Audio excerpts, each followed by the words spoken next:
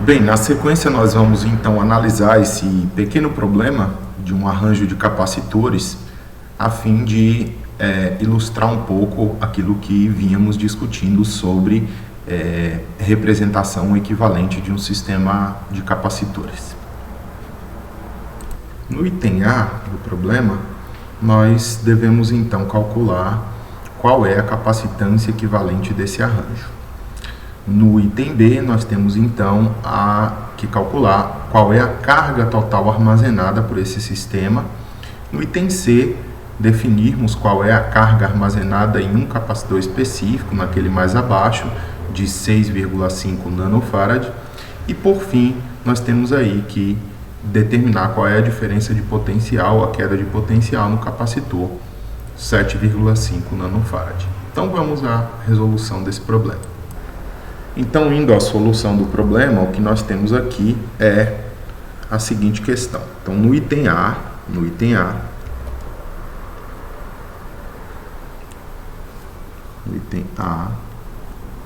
nós temos que determinar a capacitância equivalente desse sistema. Então, perceba pela figura, né, que se nós tomarmos aqui, por exemplo, esse conjunto de 3 capacitores inicialmente, esses capacitores se caracterizam por ser um arranjo em série. Por que em série? Porque, veja, do ponto de vista da demarcação de pontos de mesmo potencial elétrico, eu vou mostrar aqui, esse ponto é um ponto também do mesmo ramo, né, dessa configuração de capacitores. Aqui é um potencial A, aqui também é A, aqui é B. Então, a queda de potencial sobre esses capacitores, o capacitor, por exemplo, de 7,5 é VAB, que é exatamente a queda de potencial nesses terminais. Aqui também é A, aqui também é B. Então, esses capacitores de 6,5, 7,5, 6,5 e esse conjunto aqui como um todo estão na queda de potencial AB. No entanto, individualmente, os capacitores de 18 nanofarad, 30 nanofarad, 10 nanofarad não estão eles na queda de potencial, digamos aí, AB, VAB, né? Eles estariam, cada um, numa configuração diferente, né? Esse aqui, a queda de potencial seria VA a linha, esse aqui estaria numa queda de potencial VA linha, VA duas linhas, e por último, esse estaria em VA duas linhas B. Então, portanto, né, essa nossa configuração aí, como a gente demonstrou, ela é tal que a soma algébrica, né, desses potenciais vai me dar exatamente o potencial VAB, e, portanto, todos esses capacitores aqui encontram-se em série. Então, para o conjunto em série, nós temos, então, 3 capacitores em série, razão pela qual, né, naquela nossa discussão anterior, o que nós tínhamos, né? A gente fez um caso particular, mas o caso geral, né, da capacitância equivalente é que nós temos a seguinte representação. O inverso da capacitância equivalente em série é a somatória de 1 até n, do inverso das capacitâncias de um sistema. Ou seja, se houver n capacitores ligados em série, a somatória dos inversos das capacitâncias dará o inverso da capacitância equivalente. No caso de 3, né, nós teríamos o quê?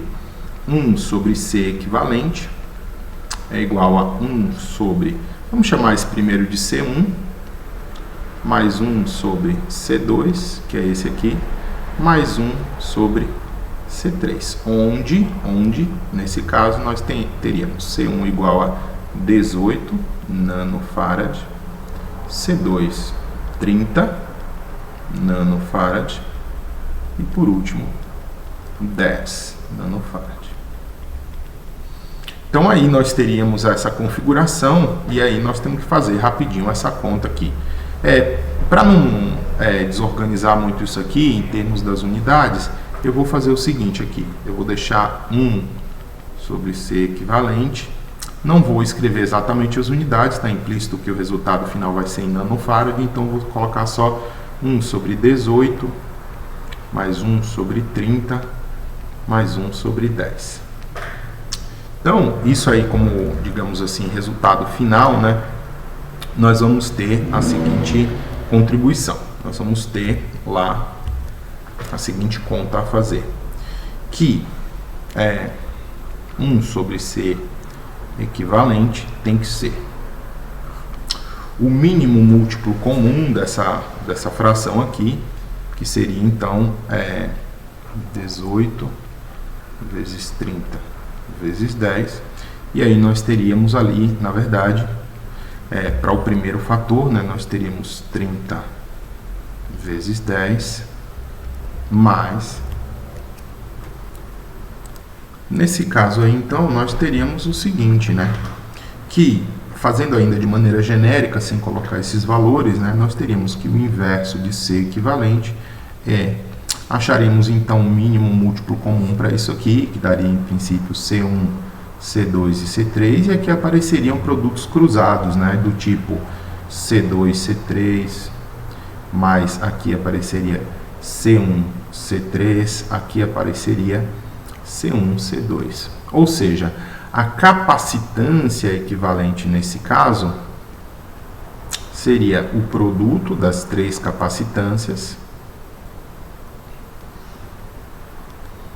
dividido por uma soma C1, C2 mais C1, C3 mais C1, C3 mais C2, C3.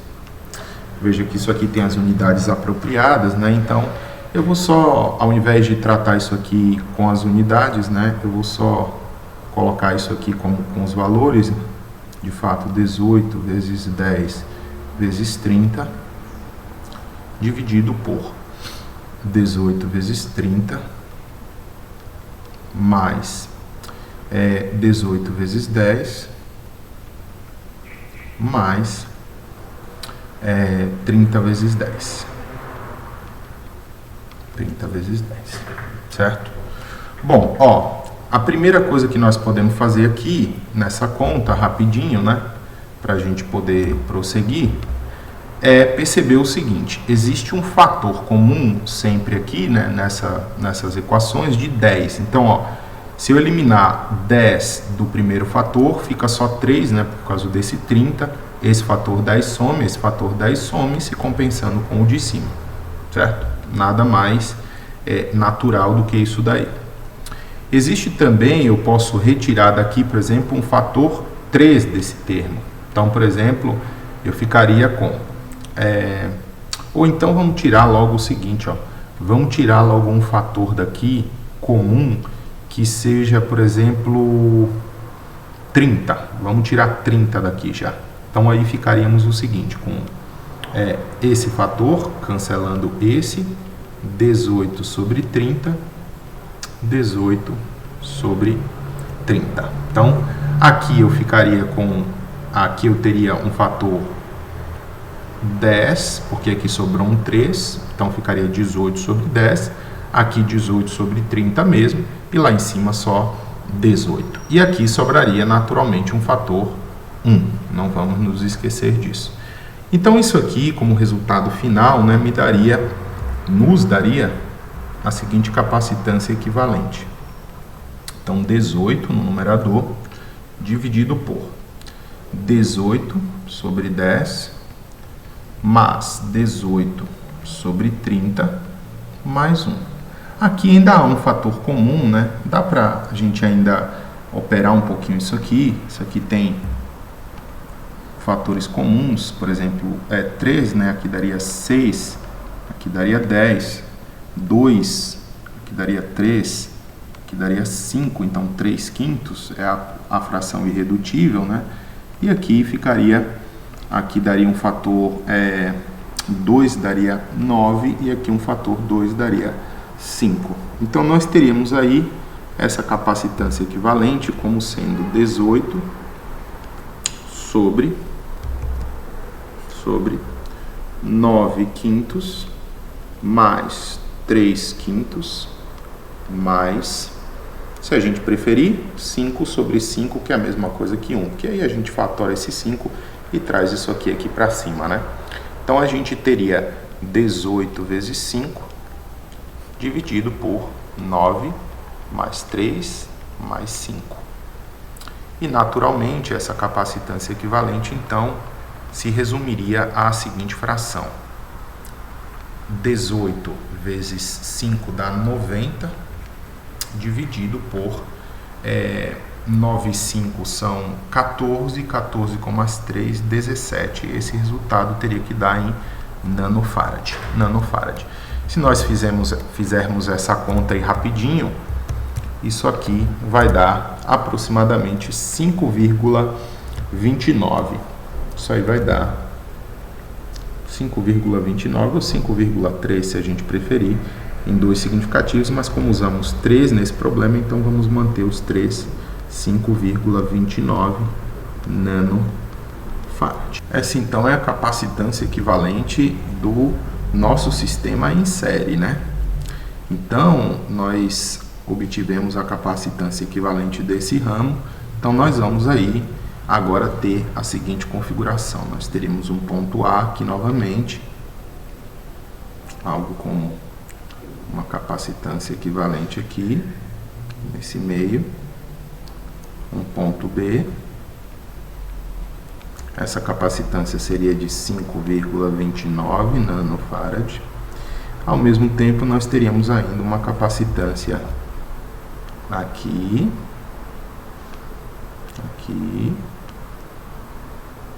uma certa capacitância aqui, e uma outra ainda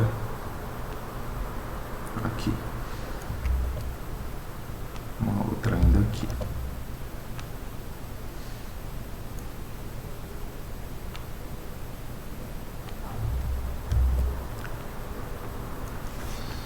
Essa capacitância aqui de baixo é 6,5 nanofarad e essa aqui é de 7,5 nanofarad. Vamos só conferir ali em cima para ver se a gente não se equivocou, tá tudo certo. Então é isso mesmo. Então agora nós vamos chamar de C equivalente linha, ou C equivalente F aqui de final, para a gente lembrar, né? A capacitância equivalente do arranjo todo que nós temos, que é um arranjo cuja capacitância equivalente é uma capacitância em paralelo. Haja visto que todos esses capacitores eles estão na mesma queda de potencial VAB. Aqui em cima não. Aqui em cima nós tínhamos um arranjo que se encontrava aqui em série. Então isso aqui era em série. Ok? Então nesse sistema aqui, como nós temos a capacitância em paralelo, a gente sabe que para um sistema de 2 capacitores isso é só a soma das duas capacitâncias, mas no caso de N capacitores em paralelo, isso aqui é só a soma algébrica das capacitâncias em paralelo.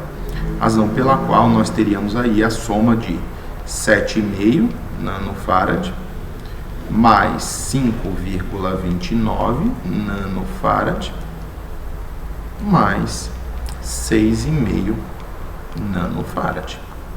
E isso daria o que, né? Esse termo 7,5 com 6,5 daria 14 nanofarad, né? 7, 6, 13, com meio daria 1, 14, 14 com mais 5, 19, então isso daria 19,29. Como estamos com 3 significativos no problema, 19,3 nanofarad.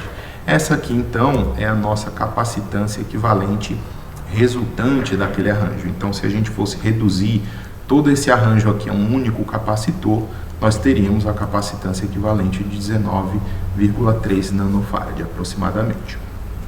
Muito bem, então, no item B, esse foi o item A, no item B, nós teríamos que calcular, então, quanto é a carga armazenada por esse sistema. Então, nós estamos falando quanto é a carga armazenada por um capacitor equivalente dessa natureza. Então, vamos chamar essa carga de QT, de Q total, sendo a carga Q total, então, dada pelo produto da capacitância equivalente vezes a queda de potencial ao qual ele está submetido. Porque, no fundo, nós reduzimos aquele sistema a uma representação única de um capacitor.